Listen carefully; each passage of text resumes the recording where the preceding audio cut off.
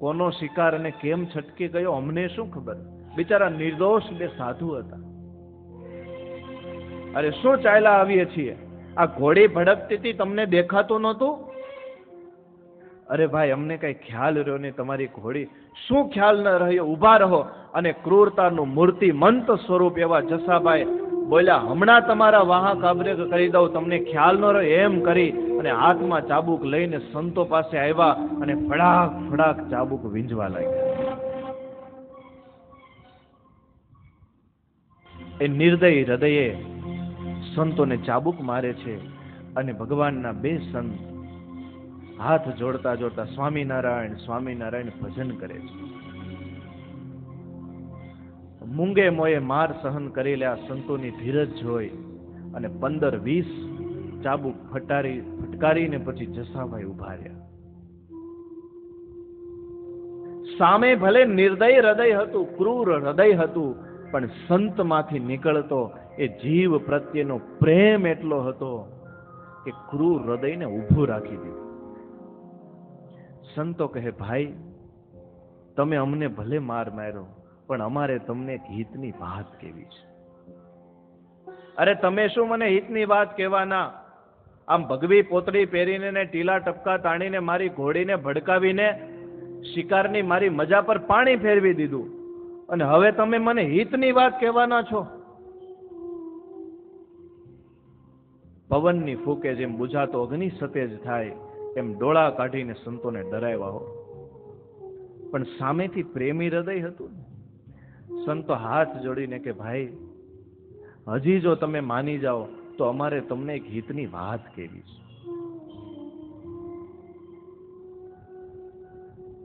અને એ શબ્દ સાંભળી અને એનું હૃદય પીગળ્યું. કેમ કે અંતે તો હંમેશા દ્વેષ ઉપર પ્રેમનો જ વિજય થાય છે. જસાભાઈને મનમાં થયું કે આ કોઈ સામાન્ય સાધુ નથી. બિચારા સાધુને મેં આટલા બધા માર્યા, પણ જરાય એના મનમાં વિષાદ દેખાતો નથી, મારા પ્રત્યે તિરસ્કાર પણ નથી અને ઉલટાની મને હિતની વાત કરવા માંગે છે. અને એ વિચારોમાં દરબારે કીધું, મહારાજ તમારે શું કહેવું છે, કયો? અને એ વખતે સંતના હૃદયમાંથી એવી કરુણાની વાણી ફૂટી કે દરબાર, એ ભાઈ બીજું તો કઈ નથી કહેવું, પણ આ ભારત જેવી પવિત્ર ભૂમિકામાં ઊંચા કુળમાં અવતાર મળ્યો છે બાપુ, અને વળી શાસ્ત્રમાં ક્ષત્રિયોને તો ભગવાનના અંશ કયા છે. ક્ષત્રિય એ તો જીવ પ્રાણી માત્રનું રક્ષણ કરવાનું. અને બાપુ તમે ક્ષત્રિય થઈ અને જો નિરપરાધી પ્રાણીઓને મારશો તો આ તો બહુ મોટી હિંસા કહેવાય, બહુ મોટું પાપ કહેવાય. અને એક શુદ્ધ હૃદયમાંથી નીકળતા પ્રેમ ભીના શબ્દોએ બાપુના હૃદયને એવી અસર કરી કે ક્રૂર બાપુ પણ આજે નાનું બાળક બની સાધુઓની આગળ રડવા લાગ્યા. સંતને થયું કે બાપુ છે તો કોઈ મુમુક્ષુ જીવ. 184 યમદૂતોના માર અને નરકની યાતનાઓનું વર્ણન કરીને બાપુને કહ્યું, બાપુ હવે જો આમાંથી બચવું હોય ને તો ભગવાનના શરણે જાઓ. અને પથ્થર હૃદય બાપુ કહે કે સંતો, મેં આજે તમને ખૂબ માર્યા, મારા હૃદયમાં હવે પશ્ચાતાપ થાય છે. તમારા જેવા નિર્દોષ સાધુઓને મેં માર્યા, મને કંઈક છોડાવો આમાંથી. અને એ વખતે સંતોએ આશ્વાસન આપ્યું કે હોય રાજવી હોય, આ જગતમાં માનવી માત્ર ભૂલને પાત્ર છે. આ ભૂલ ભૂલવણીમાં એક ભગવાન જ એવા છે કે ભૂલા ન પડે. એમ ભૂલ થાય બાપુ, ભૂલ થાય, પણ હવેથી ક્યારેય આપણે આ રસ્તે નથી જવું. માથે હાથ ફેરવીને સંતોએ 2 સુંદર મજાની વાતો કરી. બાપુના જીવનનું પરિવર્તન થયું. આખો એ દરબારગઢ ફરીથી લીપાણો, વાસણ બધા અગ્નિ સોસરવા કાઢ્યા અને સંતોને પોતાના ઘરમાં પધરાવીને રસોઈ કરીને જમાયા. આ હૃદય પરિવર્તન છે. એક વ્યક્તિના હૃદયમાંથી જો આટલો પ્રેમ કોઈને દેવામાં આવે તો ગમે એટલું ક્રૂર હૃદય હોય તો એ પણ પીગળી જાય છે. તો હું તો એટલું જ કહીશ કે કે તમારા પરિવારમાં કોઈ આવા ક્રૂર તો છે જ નહીં. પરિવારનો એક એક સભ્ય તો ઉલટાનો આપણા પ્રત્યે ભાવથી જોડાયેલો છે. ઉલટાનો આપણા પ્રત્યે સ્નેહ ભાવથી જોડાયેલો છે. પરિવારનો એક એક સભ્ય તો આપણું હિત ઈચ્છે છે. એના પ્રત્યે જો આપણે થોડી પણ પ્રેમ ભાવની દ્રષ્ટિ રાખીશું તો જરૂર એ આખો પરિવાર પ્રેમીલો પરિવાર થશે. એક પરિવારની અંદર 4 દીકરા હતા અને 3 દીકરાની વહુઓ ઘરે. પણ હતું એવું કે બધા મનમુખી. કેવા? બધા મનમુખી. જેને એમ થાય કે આ કામ મારે કરવું છે એ કરે અને બાકીનું બધું કામ પડ્યું રહે. મહિનો 2 મહિના ગયા એટલે ઓલા સસરા હતા એ કંટાળ્યા કે આ 3 દીકરાના લગ્ન થઈ ગયા, 3 વહુઓ ઘરમાં છે, આ તોય કાંઈ કામ થતું નથી, આનું કરવું શું? અને પછી તો કેમ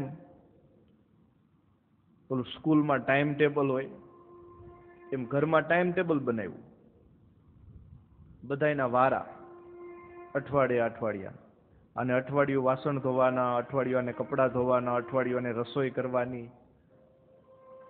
વિચાર કરો કેવું વાતાવરણ હશે, મનમુખી વાતાવરણ.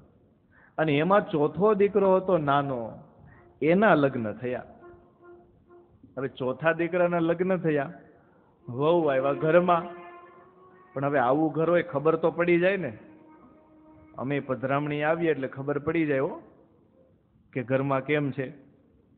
આમ જોવાનું, જો આરતી વ્યવસ્થિત પૂરેલી હોય તો સમજી લેવાનું વાંધો નથી.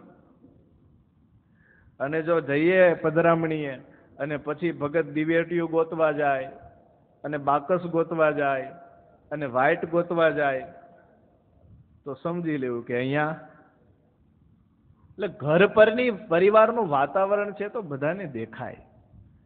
જેવા ચોથા દીકરા નવો ઘરમાં આવ્યા અઠવાડિયામાં જ ખબર પડી ગઈ કે આમાં તો કાંઈ મેળ નથી.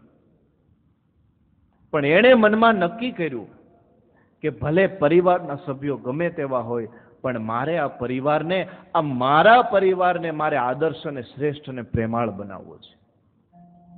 એક જ વ્યક્તિના હૃદયની ભાવના કેટલું કામ કરે છે. થયું કે આમાં શું એવી યુક્તિ કરું? અને પછી એ ચોથા દીકરાની વહુએ એક સરસ મજાની યુક્તિ શોધી. વહેલી સવારે ઉઠી જાય અને પોતાના જેઠાણીનો કપડાં ધોવાનો વારો હોય તો ત્યાં બાજુમાં જઈને બેસી જાય કે લાવો હું કપડાં ધોઈ દઉં. એટલે કે ભાઈ આ તો મારો વારો છે, તારો વારો ક્યાં છે? કે ભલે ને વારો તમારો છે પણ પરિવાર તો મારો છે ને. વારો તમારો છે પણ પરિવાર તો મારો છે ને.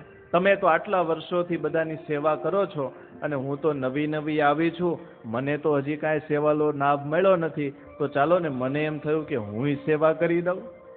એટલે હોશે હોશે જેઠાણી આપે કપડાં ધોવા.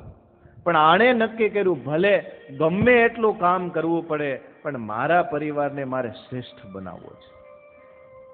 બધા જ કપડાં 1 મહિના સુધી પોતે ધોયા. બીજા જેઠાણી હોય એ રસોડામાં રસોઈ કરવા માટે હજી પહોંચ્યા હોય ત્યાં પહોંચી જાય કે લાવો આજે હું રસોઈ કરી દઉં. અરે નાના આજે મારો વારો છે, તારા વારામાં તું કરજે, તારે જે કરવું હોય તે. અરે નહીં ભલે વારો તમારો છે પણ પરિવાર તો મારો છે ને. એક સૂત્ર એને હાથમાં આવી ગયું. કયું? બોલશો? મજા આવશે હો.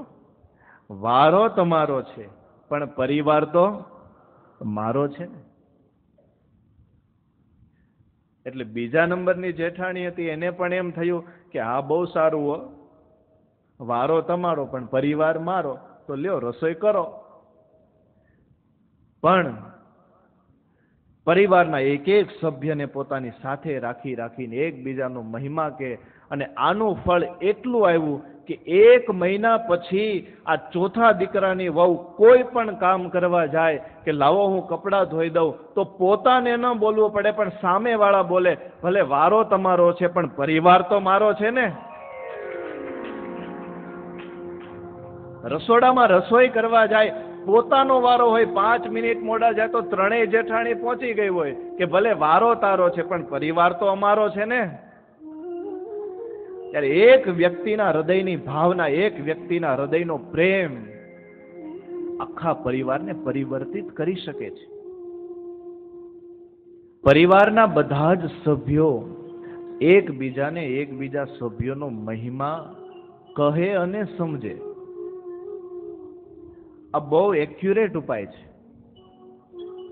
સાસુ કેવળ પોતાના દીકરાનો જ મહિમા ન ગાય, પણ ક્યારેક પોતાના વહુના પણ બે વખાણ કરે તો વહુમાં હેત પણ થાય. નહીતર સાસુના મોઢે કેવી વાત હોય, અમારો દીકરો તો આવો, અમારો દીકરો તો ભણેલો ગણેલો, અમારો દીકરો સુટેડ બુટેડ, અમારો દીકરો હાઈલી એજ્યુકેટેડ, પણ ક્યારેય વહુના વખાણ કરે? અને જો સાસુ કોઈ બીજા વ્યક્તિઓને પોતાના વહુની બે સારી વાત કરે કે અમારા વહુ તો બહુ ડાયા, બહુ ગુણિયલ, બહુ સંસ્કારી, આવ્યા ત્યારથી આખા ઘરનું વાતાવરણ બદલી નાખ્યું છે, અરે અમને મા બાપની જેમ સાચવે છે, આટલો જ ખાલી મહિમા જો એક સાસુ કોઈ બીજી સ્ત્રીને કરે તો જરૂર એ સાસુને પોતાની વહુમાં હેત થાય, અને એ વાત જ્યારે વહુને ખબર પડે ત્યારે વહુને એની સાસુમાં હેત થાય. અને આટલું ખાલી થઈ જાય ને તો 80% પ્રોબ્લેમ એમને એમ સોલ્વ થઈ જાય. પરિવારના સભ્યો એકબીજા સભ્યોને એકબીજાનો મહિમા કહે. આજે ક્યારેય આપણે પોતાના નાના દીકરાને બેસાડીને એમ કહીએ છીએ કે જો આ તારા મમ્મી છે ને બહુ સારા છે, કહીએ? અથવા તો એ માતા હોય પોતાના દીકરાને ક્યારે એમ કે જો તારા પપ્પા છે ને બહુ સારા છે. આ એક વાક્ય ખાલી કોઈ માતા પોતાના દીકરાને કહે કે બેટા તારા પિતાજી છે ને બહુ સારા છે. આપણે તો અહીંયા ઘરે બેસીએ છીએ પણ આપણા માટે કેટલા ઉજાગરા કરે છે, કેટલી મહેનત કરે છે, કેટલી જગ્યાએ આંટા મારીને આપણા માટે કેટલા કામ કરીને પૈસા લઈ આવે છે, આપણા માટે બહુ મહેનત કરે છે. જો આટલું જ એક માતા પોતાના દીકરાને શીખવાડે અને કહે તો કોઈ દીકરો એવો ન રહે કે જે ક્યારેય પોતાના પિતાની આજ્ઞાને અવગણે. ઘરની અંદર બે દીકરાની બે વહુ હોય તો સાસુ ક્યારેય પોતાની એકાદ વહુને બેસાડીને બીજી વહુનો મહિમા કહે ખરી? પણ જો કહે કે જો બેટા અમારા મોટા દીકરાની વહુ છે ને બહુ સારા છે, ક્યારેક મોટા દીકરાના વહુને બેસાડીને કહે કે અમારા નાના દીકરાની વહુ છે ને બહુ સારા છે. આ વાત લાગે બહુ સરળ અને બહુ સિમ્પલ છે, પણ આ વાત પરિવારમાં એટલી અસર કરે કે આખા પરિવારનું વાતાવરણ બદલી નાખે. ક્યારેક એપ્લાય કરજો, અઠવાડિયું ચેન્જ થઈ જશે આખું વાતાવરણ. ભક્તિ માતા પણ સુવાસિની ભાભીને શું કહેતા? સત્સંગી જીવનની અંદર સદગુરુ શતાનંદ સ્વામી લખે છે કે જ્યારે ભક્તિ માતા ભગવાનના ધામમાં જવાના હતા ત્યારે સુવાસિની ભાભીને અને રામ પ્રતાપભાઈ બંનેને પોતાની પાસે બેસાડીને ઉપદેશ આપ્યો કે જુઓ આ ઘનશ્યામ છે ને એ ભગવાન છે, એને તમે સાચવજો, એને તમે પુત્રની જેમ સાચવજો. આજ સુધી ક્યારેય મેં એને કોઈ વાતની ખોટ પડવા દીધી નથી, તમે એને કોઈ વાતની ખોટ પડવા દેતા. એ બહુ મોટો છે, લાગે છે નાનો, પણ એમાં સદગુણ બહુ મોટા છે. આ ભક્તિ માતાનું જીવન આ ધર્મદેવ અને ભક્તિ માતાના પાત્રો આપણને શીખવે છે.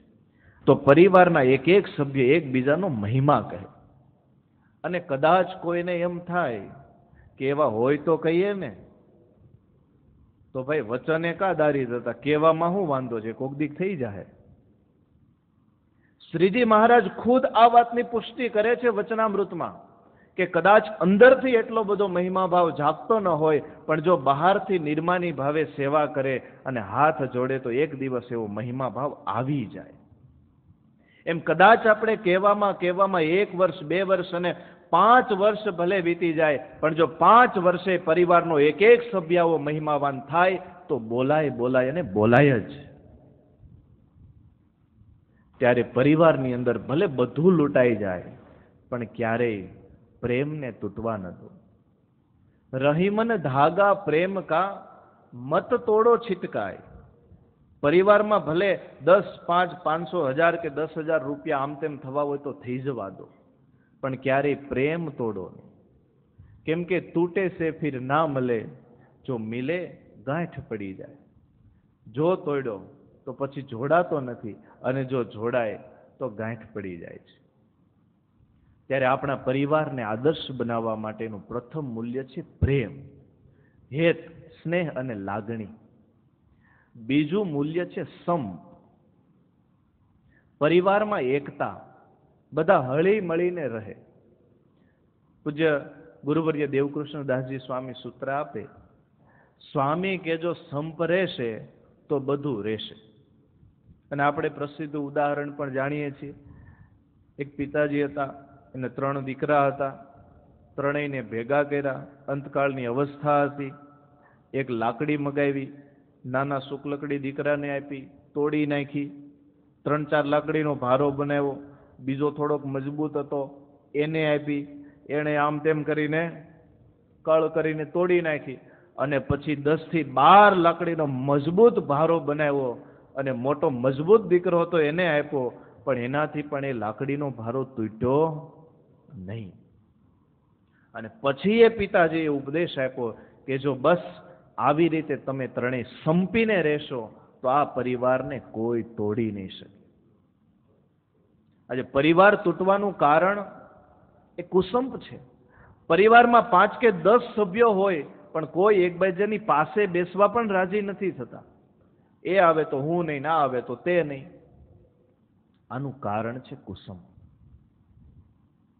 અને ત્યારે સુભાષિતો પણ લખે છે, સ્વલ્પા નામ અપી વસ્તુ નામ સંહતિ કાર્ય સાધિકા, તૃણેર ગુણત્વ માપન્ને બધ્યંતે મત્ત દંતિનઃ. કે નાની નાની વસ્તુઓનો પણ જો સંગ થઈ જાય તો ગમે તેટલી મોટી વસ્તુને પણ તોડી શકે. જેમ કે નાના નાના તંતુઓ મળીને પણ જો એક દોરડું બની જાય તો મદોન્મત હાથી પણ બંધાઈ જાય. અને ત્યારે સંપ એ આપણા પરિવારનું એ બીજું મૂલ્ય છે. અને સંપનું કારણ હોય તો સમર્પણની ભાવના છે. સમર્પણની ભાવના જેટલી વધે એટલો આપણો સંપ વધે. અને સંપ તૂટવાનું કારણ હોય તો ભોગવવાની ભાવના છે. જેટલું છે એટલું હું વાપરી લઉં, એવો જ્યારે મનમાં થાય એટલે પરિવારનો સંપ તૂટે. કેમ કે